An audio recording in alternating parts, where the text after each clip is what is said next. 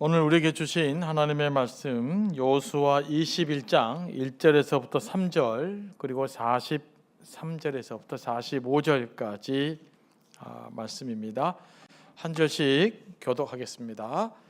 그때의 레위 사람의 족장들이 제사장 엘르아살과 눈의 아들 여호수아와 이스라엘 자손의 지파와 족장들에게 나와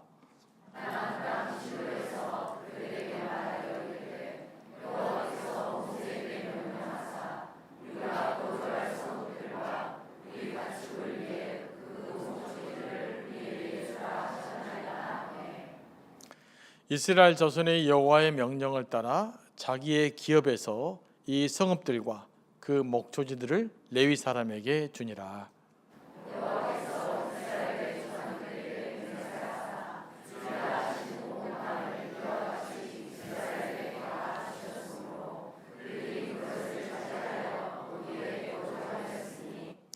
여호와께서 그들의 주위에 안식을 주셨으되 그 조상들에게 맹세하신 대로 하셨으므로 그들의 모든 원수들 중에 그들과 맞선 자가 하나도 없었으니 이는 여호와께서 그들의 모든 원수들을 그들의 손에 넘겨 주셨음이니라.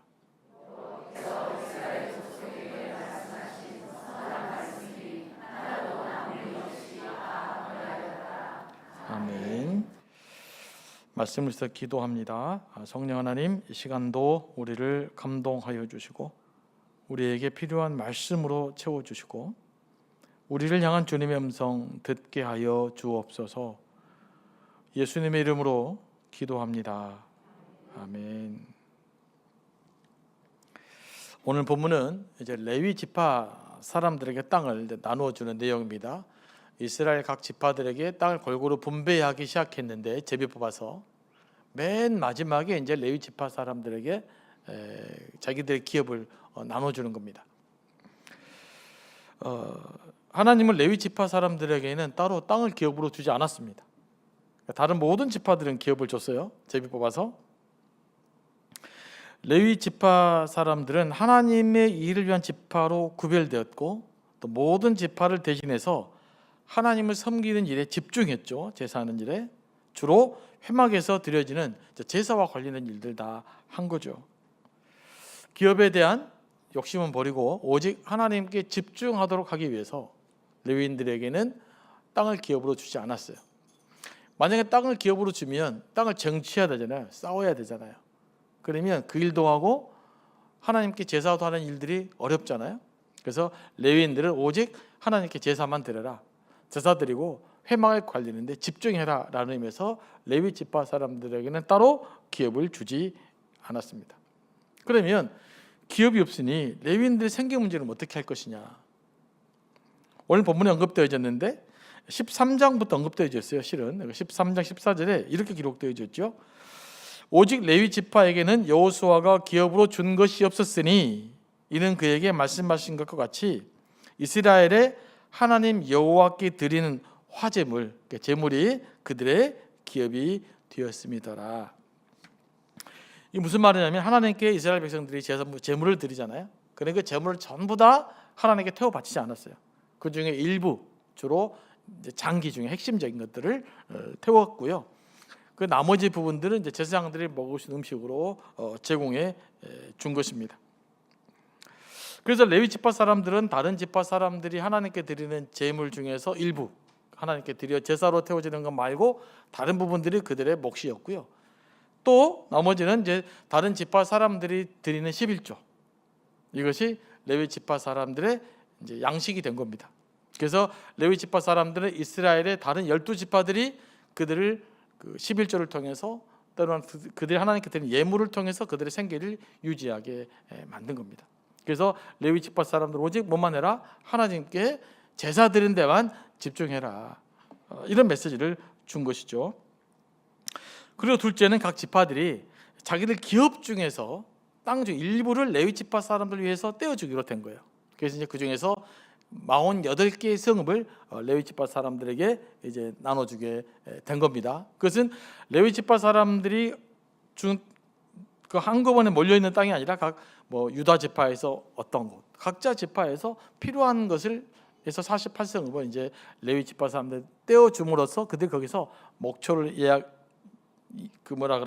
양도 치고 이제 목양도 하고 하나님께 드릴 제물도 또 기르는 그런 일들을 하게 된 겁니다. 그러면 이제 다른 기업과 레위 지파의 차이점이 뭘까요? 이렇게 함으로써 주어진 차이가 있어요. 조금 전에 언급했지만 그 레위 지파 기업들은요, 다른 지파들이 자신들의 기업에서 레위 지파를 위한 기업을 따로 떼어줬어요. 그렇기 때문에 따로 기업을 얻기 위해서 싸워야 될 필요가 없었던 것이죠. 제가 지난번에도 계속해서 말씀드렸지만 이스라엘 백성들에게 나눠진 그 기업은 다 비어있는 땅, 살만한 땅이 된 게 아니에요. 다른 사람들이 살고 있었는데 그들을 쫓아내면서 전쟁해야 되겠죠. 싸워 밀어내서 그 자리를 이스라엘 백성들이 차지하게 된 것이 이제 하나님께서 가나안 땅을 주시는 방법이에요. 그런데 레위인들은 그 일을 하지 않게 만든 거예요. 하나님께 예배해야 됐기 때문에 그런 거죠. 그러니까 세상에서 경쟁하고 싸워 이겨야 되는데 레위인들은 그런 식으로 살면 안 되는 거예요. 레위전 세상적인 삶과 방식대로 경쟁하고 싸워서 이겨내고 전투에서 승리하고 이런 방식의 삶을 살아서는 안 되는 겁니다. 왜냐하면 전쟁하는 손으로는 거룩한 예배를 드릴 수 없어요. 왜 그럴까요? 전쟁하는 손에 피가 묻혀 있기 때문에 그래요. 그래서 하나님께 드린 예배는 거룩해져야 되는데 전쟁하는 피 묻은 손으로는 하나님께 예배할 수 없게 만든 겁니다. 그래서 다윗 시대 때도 마찬가지예요. 다윗이 얼마나 하나님의 성전 짓기를 소원했으나 하나님은 다윗을 통해서 성전 짓기를 허락하지 않았어요. 그 이유가 뭐냐? 다윗은 너는 전쟁을 너무 많이 했다라는 거예요. 그러니까 다윗이 하나님 앞에 그렇게 사랑받는 사람이었지만 적어도 예배 문제에서 하나님이 또 그런 면들을 가지고 있었다는 것이죠. 그래서 레위인들은 좀 다른 방식으로 살아야 된다라는 메시지를 또 주고 있는 것입니다. 이것이 주는 메시지는 일반적으로 이제 사회는 어느 정도 약육강식의 시대잖아요. 힘 있는 자가 없는 자를 짓누르기도 하고 싸워서 이겨야 되고 힘을 쟁취해야 되고 힘이 있어야 이 땅에서 살아가는 어떤 그런 것들이 세상 삶의 가운데 어느 정도 있을 수밖에 없어요. 그런데 이제 레위인들은 그런 치열한 삶 현장에서 조금 독립되게 만든 거예요. 왜냐 하나님께 거룩한 손으로 예배해야 됐기 때문에 그런 것입니다. 자, 그래서 레위인들에게는 특별히 구별시켜 놔서 하나님께 집중하게 만든 것이죠. 뿐만 아니라 그 레위 지파 사람들은요 한 곳에 다 모아놓지 않았어요. 다 예배를 드리고 또 제사를 드려야 되기 때문에 다양하게 각자 지파에 흩어져 있었어요. 레위 지파 사람들이. 왜냐하면 이스라엘 전체 예배를 드려야 되기 때문에 이때는 아직 성전이 예루살렘 성전이 이제 만들어지지 않은 상태였기 때문에 각자 처서 예배를 드리는. 자, 그래서 산당 제사가 나타나는 현상이 생긴 거거든요. 이제 그래서 흩어져 있었던 것입니다. 그러므로 이제 다른 모든 이스라엘 백성들의 지파는 레위 지파들의 생계 문제를 책임지는 것이 그들의 의무였던 것이죠. 실은 오늘날 이제 목회자의 사례도 이 레위 지파의 원리에 따라 지금 사례가 준비되어지고 제공되어지고 있는 것입니다. 그래서 백성들이 의무를 소홀히 하면 어떻게 될까요? 만약에 백성들이 11조도 안 해요. 하나님께 예배도 제물도 안 드려요. 그래서 예배가 무너지게 돼 있는 거죠. 이제 특별히 성전이 세워지면서 이제 레위 지파 사람들은 더욱더 이스라엘 백성들이 드리는 제물과 11조에 더 많이 의존이 됩니다. 왜냐하면 각 지파에 흩어져 있던 레위인들을 예루살렘으로 다 모았어요. 그러니까 예루살렘에 집약되어 있는 것이죠. 이것이 이제 그 다윗과 솔로몬이 정착시킨 겁니다. 예루살렘 성전을 지으면서 레위인들을 한 곳에 모으게 만들고 그들이 예배도 드리고 찬양도 하고 성가대도 하고 이렇게 이제 그 여러 가지 제사 제도를 예루살렘 성전에서 정착이 되게 시작이 된 거죠. 그래서 이제 이스라엘 역사에서 굉장히 중요한 것이 다윗과 솔로몬의 중요한 이유는 뭐냐면 하나님을 위한 예배 제도가 좀 정착시킨 인물로서 굉장히 중요한 가치를 이 두 분이 가지고 있는 거예요. 특별히 이제 남과 북이 나눠지잖아요. 남유다와 북이스라엘이 솔로몬 이후에 나눠지게 됩니다. 나눠지게 됐는데 그 남유다는 예루살렘에 지어진 성전 덕분에 신앙의 정통성을 유지할 수 있었어요. 그런데 북이스라엘은 실제로 남유다 훨씬 더 처음에는 강대했어요. 힘도 컸고 부강했습니다. 그런데 그들은 이제 외세의 침입을 견디다 못해서 근데 신앙의 정통성이 무너졌을 뿐만 아니라 민족성 자체도 흔들려 버리는 일이 벌어진 거예요. 이게 예배의 중요성입니다. 우리가 자꾸 이제 예배하면 뭐 생활이 중요하지, 뭐 삶이 중요하지 그러지만 그렇지 않아요. 정기적인 예배, 성전에 드리는 올바른 예배가 우리 신앙의 정체성을 지켜주고 유지시켜 가는 것이에요.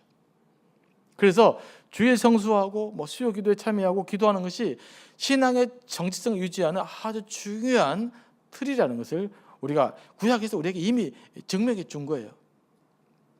그럼 굳이 모여 드릴 예배 드릴 필요가 없다. 뭐 살면 잘 살면 된다. 이거는 그 예배를 모르는, 구약을 모르는 사람들, 아니 성경을 모르는 사람들의 이야기고요. 인간의 본성 자체를 모르는 사람들의 이야기인 거예요. 절대로 신앙은 혼자서는 지켜낼 수가 없는 것입니다. 그래서 이제 남유다가 바벨론에 해방됐잖아요. 해방돼서 성전을 재건해야 될 때, 그 성전을 재건해야 되는데 성전 재건을 왜 재건합니까? 예배 드리기 위해서 성전을 재건하게 됩니다. 근데 문제가 생겨요.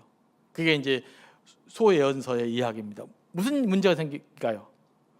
바빌론이 이스라엘 망했어요. 바빌론 70년 동안 사로잡혀 갔어요. 레위인들이 없어져 버린 거예요. 레위인들이.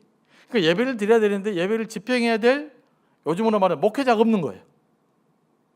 그래서 이제 이게 심각한 문제가 되기 시작을 합니다. 왜 이제 레위인들이 없어지게 되셨는가? 물론 바벨론에게 망했기 때문이긴 하지만 바벨론으로부터 다시 예루살렘으로 돌아왔을 때도 문제가 생겼어요. 왜 그러냐면 그게 이제 말라기서의 내용 중에 하나인데요. 바벨론이 살아가면서 성전 예배에 대한 의식이 사라진 거죠. 의식이 사라지면서 예배를 드리긴 드리는데 뭘 안 했을까요?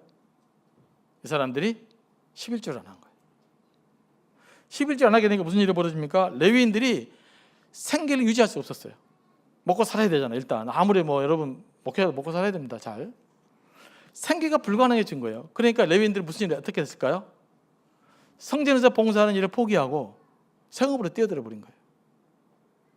그러니까 갈수록 아무리 뭐 그 예언자들이 막 외쳐도 회복이 안 되는 거예요. 그래서 이제 말라기서에서 아주 강력하게 말라기 선지자가 뭘 이야기합니까? 11조의 본문이 나온 거예요. 너희들 11조를 회복해야 된다. 아주 센 이야기를 하죠. 우리 여러분 듣기도 충격적이에요. 제가 읽기도 충격적이니까. 그러니까 뭐 11조를 하지 않는 것은 도적질하는 사람이다 라고 표현하잖아요. 그럼 온전한 11조를 드려야 된다. 구약에서 계속해서 하나님을 시험하지 말라고 그랬었거든요. 근데 유일하게 하나님을 시험해봐라는 문구가 나와요. 어디요? 말라기에. 뭘 시험해봐라고요? 11조를 시험해봐라. 하나님의 복을 주시나 안 주시나 확인해봐라. 이렇게 하면서까지 11조의 중요성을 부각시키면서 그 가치를 이야기하고 있습니다. 그러니까 이제 그 당시 포로기 이후의 문제는 11조가 사라지니까 예배가 흔들리게 되고, 예배가 흔들리게 되니까 이스라엘 백성들이 영적으로 복을 못 받게 되고, 그 이스라엘 백성들이 황폐하게 되겠다.